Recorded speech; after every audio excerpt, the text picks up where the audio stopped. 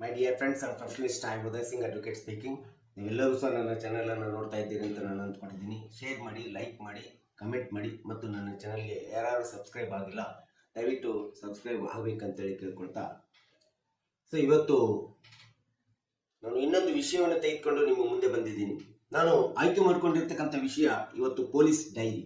BNSS ನಲ್ಲಿ investigation of the police dairy section 192, 180 ಮತ್ತು 193 ಇವುಗಳ ಬಗ್ಗೆ ಏನೇನು ಪೊಲೀಸ್ ಡೈರಿ ಹೇಳುತ್ತದೆ ಎಂಬುದರ ಬಗ್ಗೆ ಒಂದಿಷ್ಟು ಈ ವಿಡಿಯೋ ಮೂಲಕ ನಿಮಗೆ ತಿಳಿಸಲಿಕ್ಕೆ ನಾನು ಇಷ್ಟಪಡ್ತಾ ಇದ್ದೇನೆ.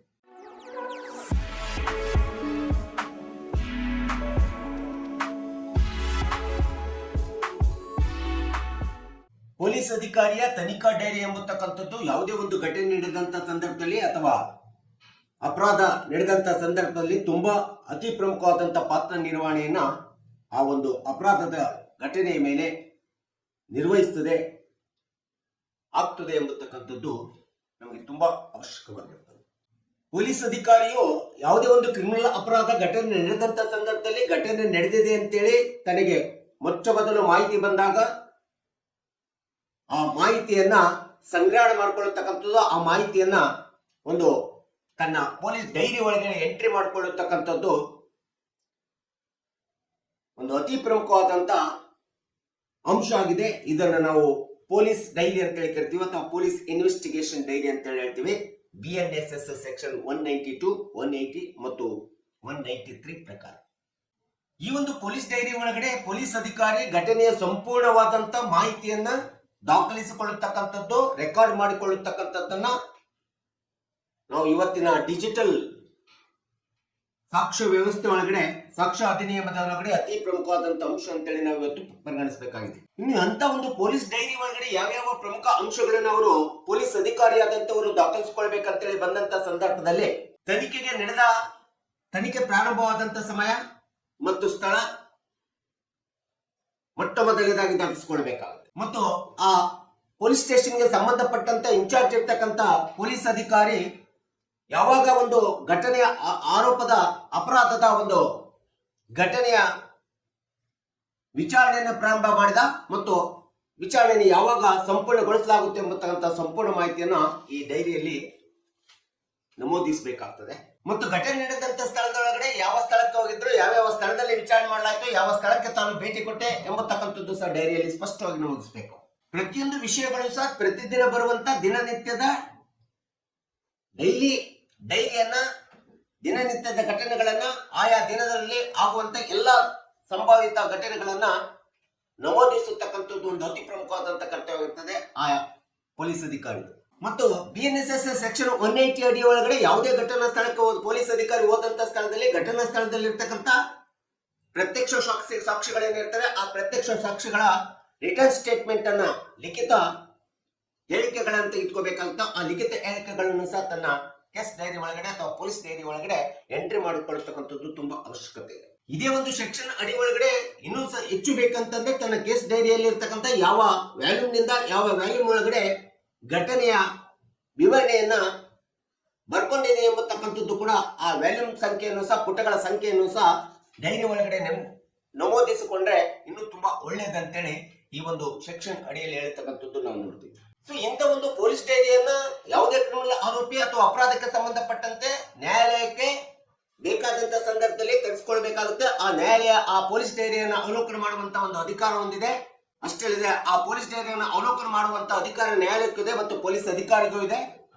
ಯಾವಾಗ ನ್ಯಾಯಾಲಯ ಕೇಳಿದಂತ ಸಂದರ್ಭದಲ್ಲಿ ಆ ಪೊಲೀಸ್ ಡೈರಿ ತನ್ನ ಮಾಹಿತಿ ಸಂಗ್ರಹಣದ ಡೈರಿಯನ್ನು ತೆಗೆದುಕೊಂಡು ನ್ಯಾಯಾಲಯದ ಮುಂದೆ ಮಾಹಿತಿಯನ್ನು ಕೊಡಬೇಕಾಗುತ್ತೆ. ಆದ್ರೆ ಆ ಡೈರಿ ಮೂಲಕ ಕೊಟ್ಟಂತ ಮಾಹಿತಿ ಅದು ಯಾವತ್ತೂ ಕೂಡ ಸಾಕ್ಷಿ ಆಗ್ಲಿಕ್ಕೆ ಸಾಧ್ಯ ಇಲ್ಲ, ಅದನ್ನ ಸಾಕ್ಷಿ ಅಂತೇಳಿ ಪರಿಗಣಿಸಲಿಕ್ಕೆ ಸಾಧ್ಯ ಇಲ್ಲ.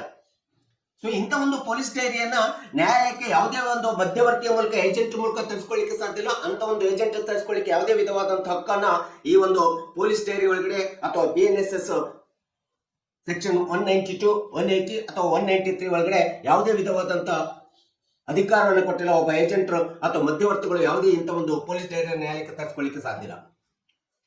ಒಂದು ವೇಳೆ ಮಾನ್ಯ ನ್ಯಾಯಾಲಯದ ನ್ಯಾಯಾಧೀಶರುಗಳು ತರಿಸಿಕೊಂಡ ಸಂದರ್ಭದಲ್ಲಿ ಆ ಗಮನ ಹರಿಸುವಂತ ಸಂದರ್ಭದಲ್ಲಿ ಅದನ್ನು ಪೊಲೀಸ್ ಡೈರಿ, ಪೊಲೀಸ್ ಸಂಬಂಧಪಟ್ಟಂತ ಪೊಲೀಸ್ ಅಧಿಕಾರಿ ಆ ಒಂದು ತಾನು ಘಟನೆ ನಡೆದ ಒಂದು ಮಾಹಿತಿಯನ್ನ ಪುನರ್ ನೆನಪಿಸಿಕೊಳ್ಳಿಕ್ಕೋಸ್ಕರ ಅಥವಾ ನೆನಪನ್ನ ಘಟನಾವಳಿಯನ್ನು ನೆನಪು ಮಾಡಿಕೊಂಡು ಆ ಮಾಹಿತಿಯನ್ನ ನ್ಯಾಯಾಲಯಕ್ಕೆ ಕೊಡ್ಲಿಕ್ಕೆ ಮಾತ್ರ ಅದನ್ನ ಉಪಯೋಗಿಸ್ತಾರೆ. ಅಷ್ಟೇ ಅಲ್ಲದೆ ಒಂದು ವೇಳೆ ತಾನು ಘಟನೆಯ ಒಂದು ಮಾಹಿತಿಯನ್ನು ಸಂಗ್ರಹ ಮಾಡಿಕೊಳ್ಳಿರ್ತಕ್ಕಂಥದ್ದು ಮತ್ತು ನ್ಯಾಯಾಲಯ ಮುಂದೆ ಕೊಡತಕ್ಕಂತ ಒಂದು ಅಸಂಬದ್ಧವಾದಂತ ಏನಾದರೂ ಮಾಹಿತಿಗಳನ್ನು ಕೊಟ್ರೆ ಅಂತ ಒಂದು ಪೊಲೀಸ್ ಅಧಿಕಾರಿಯ ಅಸಂಬದ್ಧತೆ ಹೇಳಿಕೆಗಳನ್ನ ನಿಯಂತ್ರಣ ಮಾಡ್ಲಿಕ್ಕೋಸ್ಕರ ಈ ಒಂದು ಪೊಲೀಸ್ ಡೈರಿ ಮಾನ್ಯ ನ್ಯಾಯಾಲಯ ಅವಲೋಕನ ಮಾಡತಕ್ಕಂಥದ್ದನ್ನ ನಾವಿಲ್ಲಿ ನೋಡ್ತಾ ಇದ್ದೀವಿ.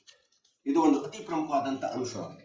ಸೊ ಈ ರೀತಿಯಾದಂತಹ ಪೊಲೀಸ್ ಇನ್ವೆಸ್ಟಿಗೇಷನ್ ಡೈರಿ ಎಂಬತಕ್ಕಂಥದ್ದು ಸೆಕ್ಷನ್ 192 BNSS 180 ಮತ್ತು 193 ಪ್ರಕಾರ ಈ ರೀತಿ ಮಾಹಿತಿಯನ್ನ ಸಂಗ್ರಹಣ ಮಾಡಿಕೊಳ್ಳತಕ್ಕಂಥದ್ದು ಮತ್ತು ಪೊಲೀಸರು ಈ ಒಂದು ಘಟನೆಯ ಅಪರಾಧ ಅಥವಾ ಆರೋಪಿಗೆ ಸಂಬಂಧಪಟ್ಟಂತ ಒಂದು ಪ್ರೊಸೀಡಿಂಗ್ಸ್ ಅನ್ನ ಎಂಟ್ರಿ ಮಾಡ್ಕೊಳ್ಳತಕ್ಕಂತ ಒಂದು ಡೈರಿ ಏನಿದೆ ಇದನ್ನು ನಾವು ಪೊಲೀಸ್ ಡೈರಿ ಅಂತೇಳಿ ನಾವು ಕರೀತಾ ಇದ್ದೀವಿ. ಸೊ ಈ ರೀತಿಯಾದಂತ ಒಂದು ಯಾವುದೇ ಒಂದು ಘಟನೆಯನ್ನ ಪೊಲೀಸ್ ಅಧಿಕಾರಿ ತನಿಖೆ ಮುಗಿದ ನಂತರ ಯಾವ್ಯಾವ ಕ್ರಮಗಳನ್ನ ತೆಗೆದುಕೊಂಡು ರಿಪೋರ್ಟ್ ಅನ್ನು ತಯಾರು ಮಾಡಬೇಕೆಂಬತಕ್ಕಂಥದ್ದು ಸಹ ಈ ಒಂದು BNSS ಪೊಲೀಸ್ ಡೈರಿ ಪ್ರೊಸೀಡಿಂಗ್ಸ್ ಅಥವಾ ಪೊಲೀಸ್ ಡೈರಿ ಹೇಳತಕ್ಕಂಥದ್ದು ನಾವು ನೋಡ್ತಾ ಇದ್ದೇವೆ. Completion of the police investigation diary and report to section 193 ಸ್ಪಷ್ಟವಾಗಿ ಹೇಳ್ತದೆ. ಸಹಜವಾಗಿ ಯಾವುದೇ ಒಂದು ಘಟನೆ ನಡೆದಂತ ಸಂದರ್ಭದಲ್ಲಿ ಆ ಘಟನಾವಳಿ ಮುಗಿದ ನಂತರ ಭಾರತೀಯ ನ್ಯಾಯ ಸಂಹಿತೆ ಅಧಿನಿಯಮ 2023 ಪ್ರಕಾರ ಸೆಕ್ಷನ್ 64ರಿಂದ ಹಿಡಿದು 70-71 ಈ ಒಂದು ಪೋಕ್ಸೋ ಕಾಯ್ದೆ ಅಡಿಯಲ್ಲಿ ಬರ್ತಕ್ಕಂಥ 2012 ಪೋಕ್ಸೋ ಕಾಯ್ದೆ ಅಡಿಯಲ್ಲಿ ಬರ್ತಕ್ಕಂಥ ಯಾವುದೇ ಮಹಿಳಾ ಮತ್ತು ಮಕ್ಕಳ ಒಂದು ಲೈಂಗಿಕ ದೌರ್ಜನ್ಯಕ್ಕೆ ಸಂಬಂಧಪಟ್ಟಂತೆ ಏನೇ ಘಟನೆಗಳು ನಡೆದಂತ ಸಂದರ್ಭದಲ್ಲಿ ಆ ಇನ್ಚಾರ್ಜ್ ಇರ್ತಕ್ಕಂಥ ಅಥವಾ ಪೊಲೀಸ್ ಸ್ಟೇಷನ್ ಚಾರ್ಜ್ ಅನ್ನು ವಹಿಸಿಕೊಂಡಿರ್ತಕ್ಕಂಥ ಪ್ರಭಾರಿ ಅಧಿಕಾರವನ್ನು ವಹಿಸಿಕೊಂಡಿರ್ತಕ್ಕಂಥ ಅಧಿಕಾರಿ ಇಂಥ ಒಂದು ಘಟನೆಗಳಿಗೆ ಸಂಬಂಧಪಟ್ಟಂತೆ ರಿಪೋರ್ಟ್ ಅನ್ನ 2 ತಿಂಗಳ ಒಳಗಡೆ ತಯಾರು ಮಾಡಬೇಕಾಗುತ್ತೆ.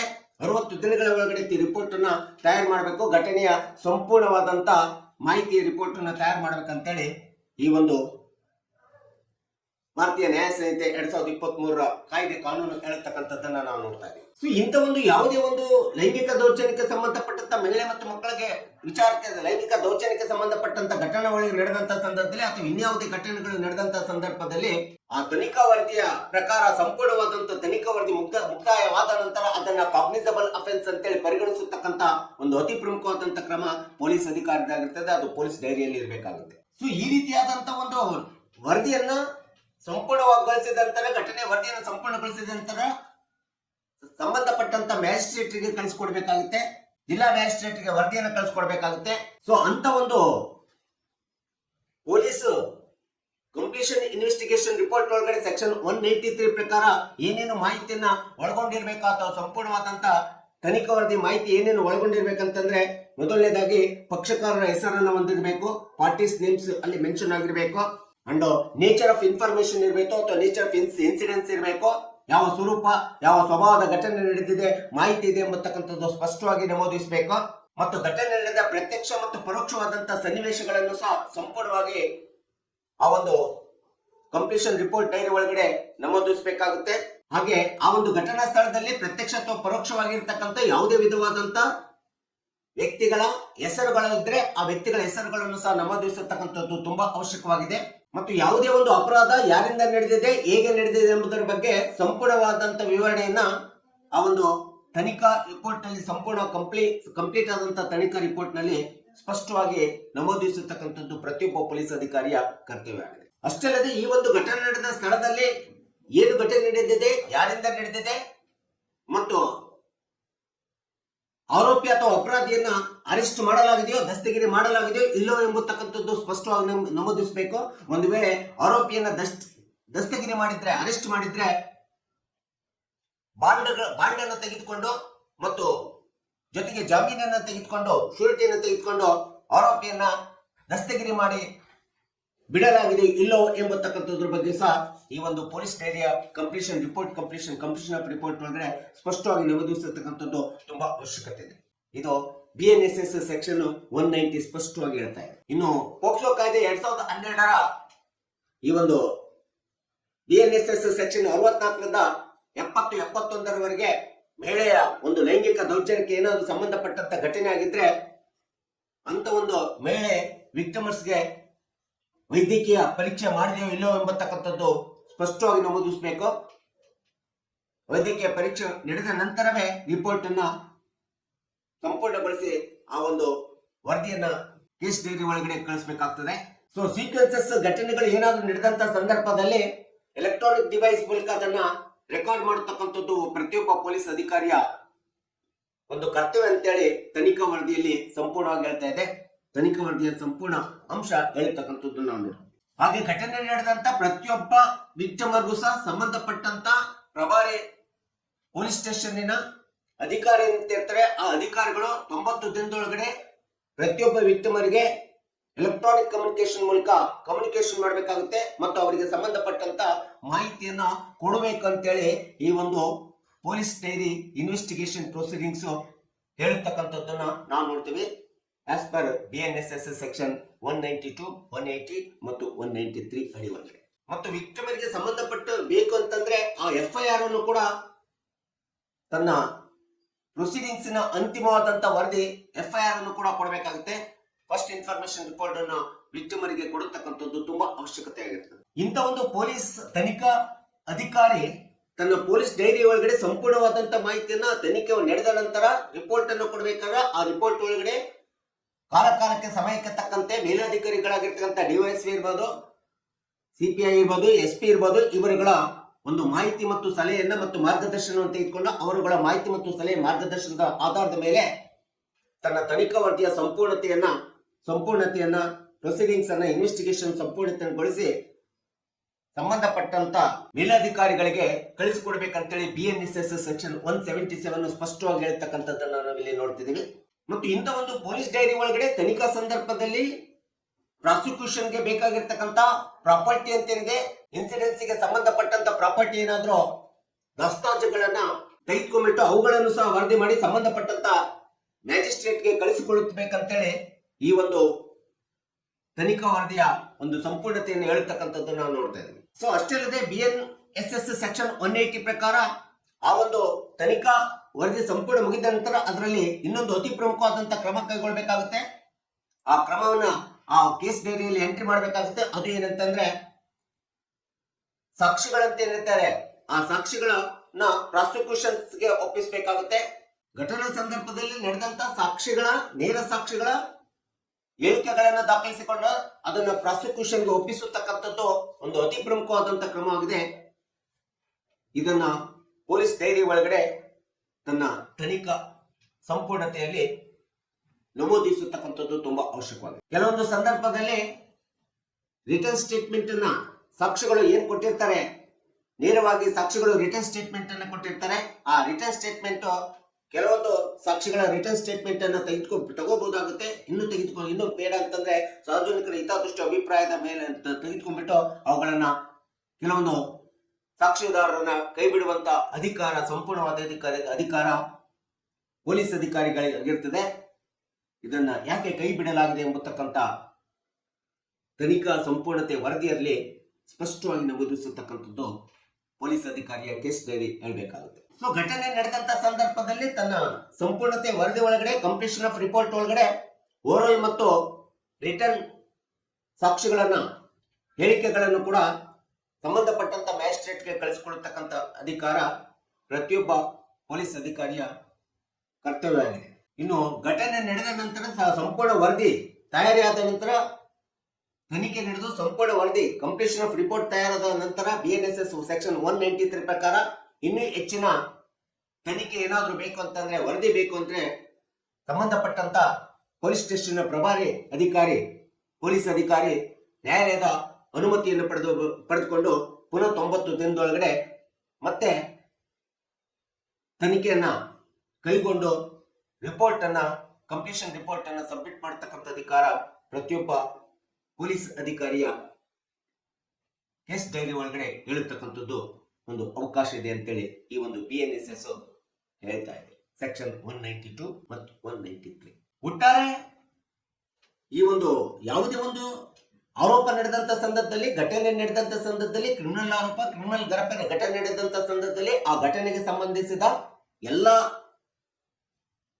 ಒಂದು ತನಿಖೆಯ ಪ್ರಾರಂಭಿಕ ಹಂತದಿಂದ ಹಿಡಿದು ತನಿಖೆಯ ಅಂತಿಮ ಸಂಪೂರ್ಣಗೊಳ್ಳುವವರೆಗೆ ತನ್ನ ಘಟನೆಯ ಮಾಹಿತಿಯನ್ನ ಪೊಲೀಸ್ ಡೈರಿ ಅಂತೇಳಿ ಇರ್ತದೆ, police investigation police proceedings dairy ಅಂತೇಳಿ ಇರ್ತದೆ. ಆ police investigation police proceedings dairy ಒಳಗಡೆ ಪ್ರಪ್ರಥಮವಾಗಿ ಎಲ್ಲ ಘಟನೆಗೆ ಸಂಬಂಧಪಟ್ಟಂತ ಪ್ರಾರಂಭದಿಂದ ಹಿಡಿದು ಅಂತಿಮವರೆಗೆ ಆ ಒಂದು ಮಾಹಿತಿಯನ್ನ ಸಂಗ್ರಹಣೆ ಮಾಡಿಕೊಳ್ಳಬೇಕಂತೇಳಿ ಈ ಒಂದು BNSS ಸೆಕ್ಷನ್ 193, 192 ಮತ್ತು 180 ಈ ಎಲ್ಲ ಸೆಕ್ಷನ್ಸ್ಗಳು ಈ ಒಂದು ಪೊಲೀಸ್ ಡೈರಿ ಅಥವಾ ಪೊಲೀಸ್ ಇನ್ವೆಸ್ಟಿಗೇಷನ್ ಪ್ರೊಸೀಡಿಂಗ್ಸ್ ಡೈರಿ ಬಗ್ಗೆ ಒಂದು ಸಂಕ್ಷಿಪ್ತವಾದಂತ ವಿವರಣೆಯನ್ನು ಮಾಹಿತಿಯನ್ನ ಕೊಡ್ತಿದ್ದಾವೆ ಅನ್ನತಕ್ಕಂಥದ್ದನ್ನ ನಾನು ಈ ವಿಡಿಯೋ ಮೂಲಕ ಸಾರ್ವಜನಿಕರಿಗೆ ಮತ್ತು ಪೊಲೀಸ್ ಇಲಾಖೆಗೆ ಸಂಬಂಧಪಟ್ಟಂತ ಅಧಿಕಾರಿಗಳಿರ್ಬೋದು, ಜೊತೆಗೆ ಪೊಲೀಸರಿರ್ಬೋದು ಮತ್ತು ವಕೀಲರಿರ್ಬೋದು ಮತ್ತು ಕಕ್ಷಿದಾರರು ಇರ್ಬೋದು, ಎಲ್ಲರಿಗೂ ಸಹ ಈ ಒಂದು ಪೊಲೀಸ್ ಡೈರಿಯ ಬಗ್ಗೆ ಒಂದು ಸ್ಪಷ್ಟವಾದಂತ ಮಾಹಿತಿ ಇರಲಿ ಎಂಬತಕ್ಕಂತ ಉದ್ದೇಶವನ್ನು ಇಟ್ಕೊಂಡು ಈ ವಿಡಿಯೋ ಹೇಳಿದ್ದೀನಿ. ದಯವಿಟ್ಟು ಈ ವಿಡಿಯೋ ಇಷ್ಟ ಆಗಿದ್ರೆ ನನ್ನ ಚಾನೆಲ್ಗೆ ಶೇರ್ ಮಾಡಿ, ಲೈಕ್ ಮಾಡಿ, ಕಮೆಂಟ್ ಮಾಡಿ ಮತ್ತು ನನ್ನ ಚಾನೆಲ್ಗೆ ಸಬ್ಸ್ಕ್ರೈಬ್ ಆಗೋದನ್ನ ಮರಿಬೇಡಿ ಅಂತ ಹೇಳ್ತಾ ಇವತ್ತಿನ ವಿಷಯಕ್ಕೆ ವಿರಾಮವನ್ನು ಹೇಳ್ತೀನಿ. ನಾನು ಇನ್ನೊಂದು ವಿಷಯ ತೆಗೆದುಕೊಂಡು ನಿಮ್ಮ ಮುಂದೆ ಬರ್ತೀನಿ. ಜೈ ಹಿಂದ್, ಜೈ ಕರ್ನಾಟಕ.